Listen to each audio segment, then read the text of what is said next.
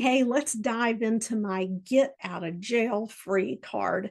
Every hypnotist should have one, and this one is by far the best get out of jail free card there is. Now, when I was in anesthesia, there was one medication I considered my get out of jail free card. And if I had certain types of cases where I wasn't sure if this patient was going to be stable, think people really sick or trauma, I would always pull a dose of this out and have it in my pocket just in case, because a lot of times it was the ideal option to give people a little bit of everything that they need. So, hence the term get out of jail free card. Sometimes I work with clients who are people pleasers, and they are such people pleasers that when I use that rapid induction that I talk about with the covert test for amnesia, sometimes I get the sense that they gave me the indication that they had forgotten those words when they had not. I get the impression that they want to do a good job and they want my approval. So this is when I find myself using it, is when people are people pleasers. And number one, I'm not sure that they really experienced the stage 4 phenomenon of amnesia, or they're just having difficulty losing the words. In which case, I will tell them to just forget about the words. I do deepening, and then I use my get out of jail free card. Sometimes for some people, they get hung up on the words that you have given them the instructions to relax out of their mind. And so they stay caught in that loop. So I will tell those people, just go ahead and let them go, forget about them for now. I continue my deepening, and then I jump right into what is called fractionation. Now, fractionation is a script that you can use as an induction, a deepener, and you can use it as a deepener covert test. So I'm going to bring someone on in a bit, and you are going to see me demonstrate fractionation deepening as an induction, deepener, and covert test, because I'm not doing any hypnotic induction. I'm just going to demonstrate the use of the technique itself.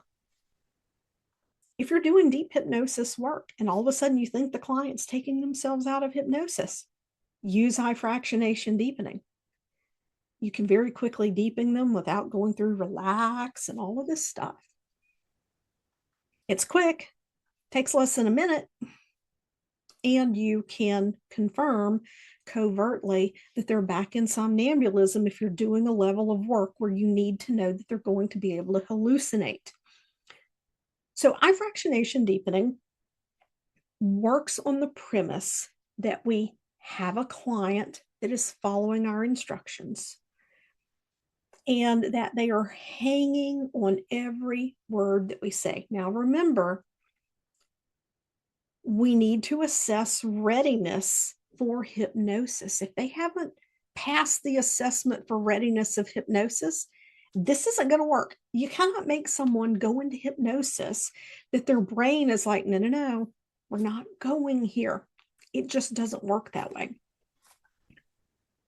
So if you've assessed that readiness for hypnosis, you can use this to guide them into hypnosis. You can use it as an induction. You can just use it at any time without the covert test. But when we're doing the covert test, what we're assessing for is that they are literally hanging on every word that we speak. That is called a state of contention.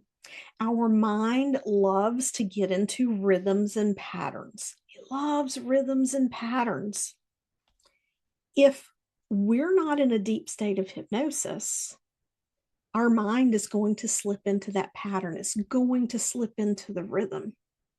But when we're in deep hypnosis, we're hanging on every word, and the client is going to wait for that instruction. Now, I'm going to walk you through how to assess for that.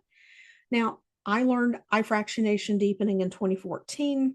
The person who taught me learned it from Gerald Kine, and before him, it was a technique used by Gil Boyne. And before that, I don't know the lineage of eye fractionation deepening. But if you've done any exploration into the history of hypnosis, you know there's a connection between eye movement and going into the hypnotic state. There is also the concept, and this is where fractionation comes in, that if someone's in hypnosis and you bring them up and you take them deep, and you bring them up and you take them deep, each time you take them deeper, you are compounding the depth of the hypnosis. So just think about that. That's why it works beautifully as a deepener. I'm going to read you the script, and then I'm going to explain it in a little more detail. In a moment, I'm going to count from 1 to 3. At the count of 3 and not before, I would like you to open your eyes. Then I will snap my fingers softly like this. Then I'd like you to close your eyes and go deeper. If that is all right with you, nod your head. Good. 1, 2, 3. They open their eyes. Good. 1, 2, 3. They open their eyes. Good. Now, one secret thing in hypnosis is when clients are doing something well, even if they're just simply following our instructions, we want to praise that. Everyone wants to know that they're doing a good job. So I mentioned the rhythm. The first time that you count 1, 2, 3, notice how long it takes a client to open their eyes. If they open them quickly, you're like, good, go deeper. 1, 2, 3, they open, good, go deeper. 1, 2, 3, they open, good, go deeper. If they are slow to open their eyes, you're going to match that pace. So if it's 1, 2, 3, they open their eyes, good, go deeper. 1, 2, 3, they open, good, go deeper. 1, 2, 3, they open, good, go deeper. You're going to match that pace. You're going to do that for 2 to 3 repetitions. Okay, 2 to 3 repetitions. On that third or fourth, once you've got them in that rhythm, on that third or fourth, you're going to count 1, 2, and you're going to pause longer. You're not going to be in the rhythm. You're going to pause, and you are going to watch their eyes like a hawk. If they begin to anticipate that you're about to say 3, and you see their eyes start to move, you quickly say 3. They open their eyes. Good. Go deeper. If they anticipated that you were about to say 3, they are caught in the rhythm. They are not in somnambulism. With eye fractionation deepening, that also means we really can't even confirm that they're in hypnosis. Okay? I mean, you could if you wanted to do eye catalepsy, but if they fail eye catalepsy, then they're going to know they're not in hypnosis, and we do not want to do that. We want to have the client's confidence in us to guide them into hypnosis. Okay? However, if you count 1, 2, you pause, they don't anticipate, you're only pausing for a few extra moments. You go 3, they open their eyes, and you're like, good, go deeper, relaxed. If they were hanging on every word and they waited until you said 3, and again, it's just a few moments, not minutes, moments. It's just a little bit longer. It demonstrates they're not in the rhythm and they weren't anticipating. That's confirmation. That's a covert test that they are in somnambulism. Then you can continue deepening and then go on and carry on with whatever work. There are a couple of other places that this comes in handy. So the example I just gave is what I'll do in the middle of a session. I've done my induction, my deepener, and maybe I'm like, really think they just went along with me on losing the words and I want to test them. I do it just as I just demonstrated for you. But let's say I have somebody that I think they might be a little tough in that they might be resistant, even though I have answered all the questions. Some people are nervous about going into hypnosis. Even when you've answered all the questions, they're nervous they're not going to do well. Or maybe they've had a failed session somewhere else before, maybe even with you. I mean, you know what? It's not always easy when you're starting out and you're learning how to handle these situations, especially if you've never learned an induction with a covert test before and with a backup like eye fractionation. Then you want to have this, and what you can do is before you even start the hypnosis, you can say, hey, you know what, before we start the hypnosis, I just want to practice something with you. I'm going to have you do some eye opening and closing during the hypnosis. Would you be okay to give it a dry run so that I can teach it to you now so you know exactly what to do? Oh, yeah. You you do this. You say, okay, close your eyes and pretend to be hypnotized. Now, in just a moment, I'm going to count to 3. When I get to 3, but not before, I want you to open your eyes. Then I'm going to snap my fingers and I want you to close your eyes and go deeper relaxed. Again, I'm going to count from 1 to 3. When I get to 3, but not before, open your eyes. I'm going to snap my fingers, close your eyes, and go deeper relaxed. We're about to begin. 1, 2, 3. They open. Good. Go deeper. 1, 2, 3. They open. Good. Go deeper. Now I would do this 4 or 5 times. 1. Let's pretend this is number 4. 1, 2, 3. They open their eyes. Good. Go deeper. 1, 2, 3. They open their eyes. Good. Go deeper. Then you say, beautiful. Open your eyes. Was that easy for you? Yes, that was easy for me. Would you like to practice it one more time? Absolutely. Sure. Yes. You practice it again.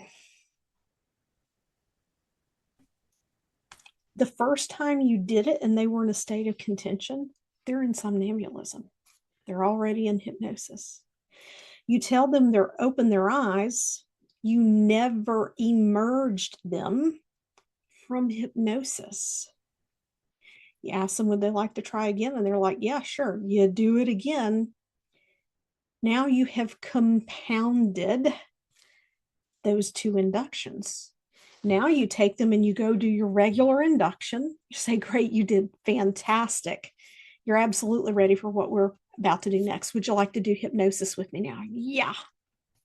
Perfect.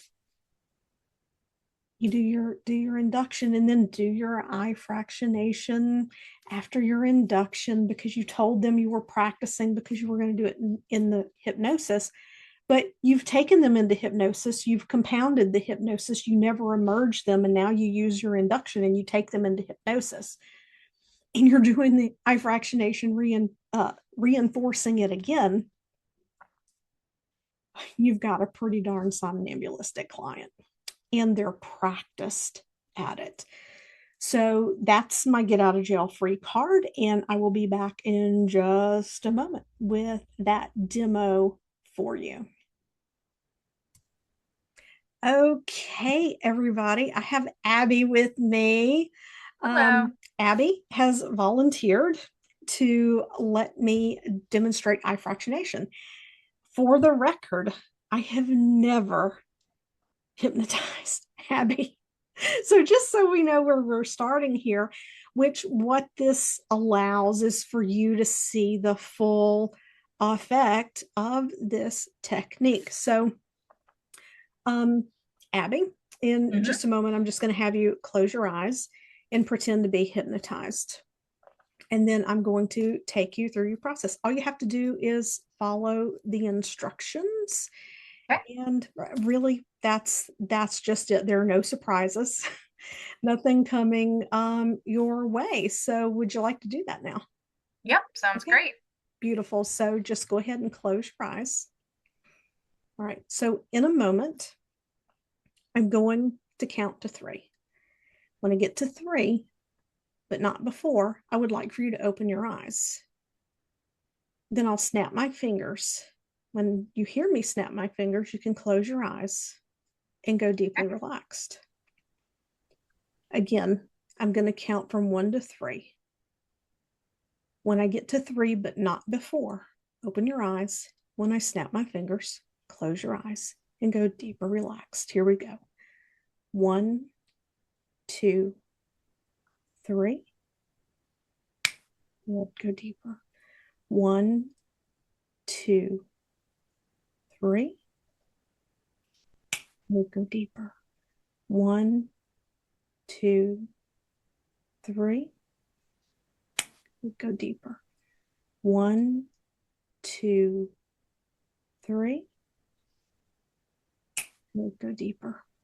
1, 2, 3. Good. Go deeper. 1, 2, 3. Good. Go deeper. Relaxed. Wonderful. You can open your eyes. So, what you all saw there was that as I counted, it was the 3rd or 4th time, it just took her just a little bit longer to open her eyes.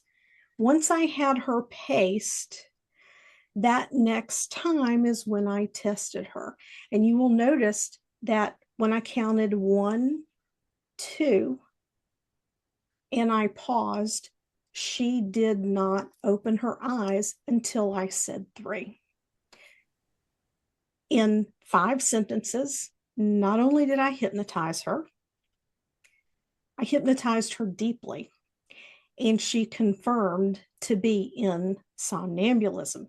So if you have a client that you think might be challenging to let go, they're nervous about being able to follow the instructions, you can do this practice session before you do your hypnotic induction.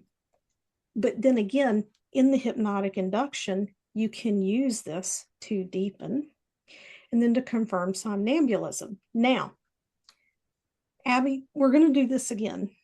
Okay. But this time, I want you to get into a rhythm.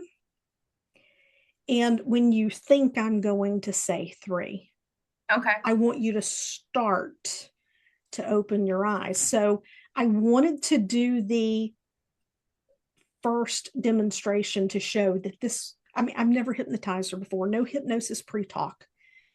You can see that it works. And did I tell you, other than the instructions I was going to give you, did I tell you anything about what we were doing before we started? No. Right. And I intentionally did it this way because if I told her what I just told her, that like, I want you to open your eyes when you think I'm going to say 3, it would have screwed the whole thing up.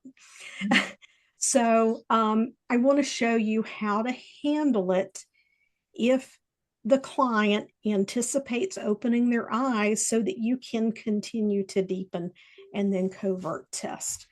Okay, go ahead and close your eyes, pretend to be hypnotized again.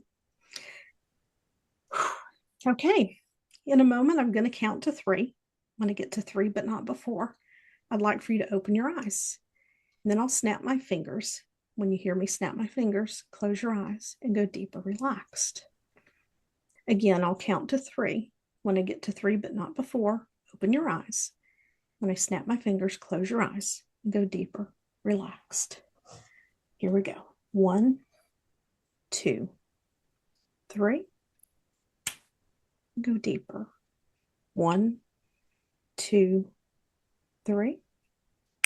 Deeper. 1, 2, 3.